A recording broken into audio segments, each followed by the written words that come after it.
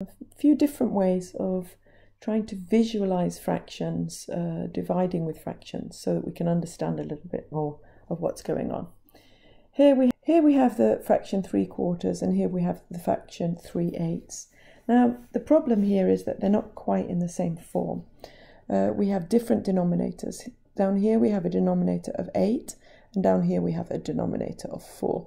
So if we convert these and put the same denominator on both fractions, it's a little bit easier to manipulate and change them.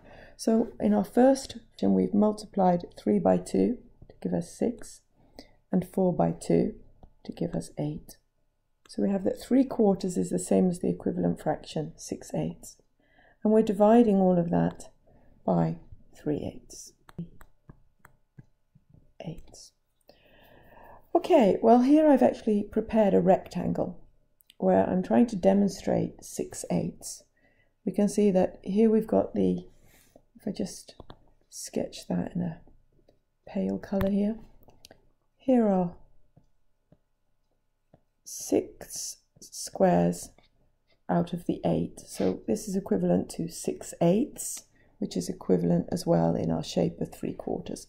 So here we have 6/8 of our original block, and we are trying to split that up into parts of 3/8, and we're wondering, and here I've actually shaded in 3/8 to show you what that looks like. We're wondering how many of these 3/8 shape actually fit into our 6/8. Well, that would give us, here is 1 3/8. If we sketch that, here's our first 3/8. We can get one of those in, and then we've got another 3 down here. So how many lots of 3/8 get placed into the fraction 6/8?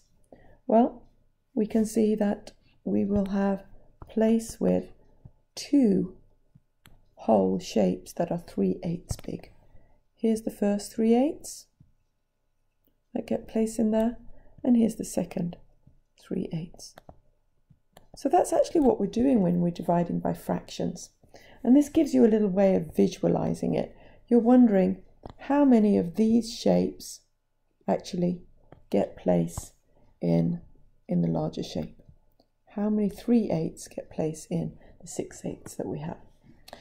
Another way of actually thinking about it in a little bit more of a maths term is to actually think, okay, what can we do when we have an equation? Here we have 3/4, one fraction, and we've got a big divisor here, divide line, and then underneath we've got our new fraction, 3/8. Well, in math we're allowed to do whatever we want as long as we do the same thing to both sides. So if I wanted to get rid of the 3/8 down here and just make a 1 underneath the dividing line, what I could do is I could actually multiply this fraction by 8/3. If I multiply 3/8 by 8/3, then this 8 divided, the first 8 divided by the second 8 will give me 1, and this 3 divided by this 3 will give me 1. So I'll get 1 down here on the bottom. But I'm not allowed to just do that just because it feels good. I'm only allowed to do that if I multiply the top of my dividing line by exactly the same. So here I multiplied the denominator by 8/3. In maths, I'm allowed to do whatever I want as long as I do the same to the top of to the numerator as I do to the denominator. So here I'll multiply it by 8/3 as well. Notice that I'm multiplying the numerator and the denominator both times by 8/3. Now in my denominator I have the number 1. What do I get in my numerator? Well, here I get 3 times 8 in my numerator, and on the bottom I get, in my denominator, I get 4 times 3. Well, 3 divided by 3 is 1, and 4 goes 2 times into 8, giving me 8 divided by 4, so it gives me the answer 2. So both visually, when I calculated this visually, I got the answer 2 from my diagram, and then also when we did the calculation, we got the answer 2 as well.